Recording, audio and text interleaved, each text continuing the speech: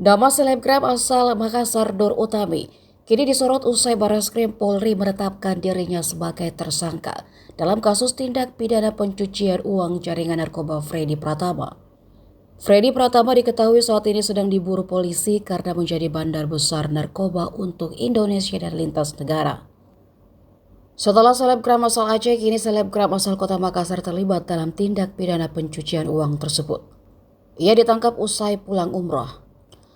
Wakil Direktur Tindak Pidana Narkoba Barreskrim Polri, Kombes Jayadi, mengatakan penangkapan terhadap Nur dilakukan pada Sabtu 16 September lalu.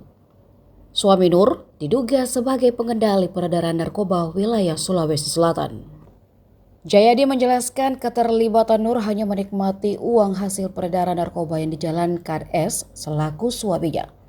Sementara S diketahui merupakan salah satu bandar atau pengendali narkoba di wilayah Sulawesi Selatan.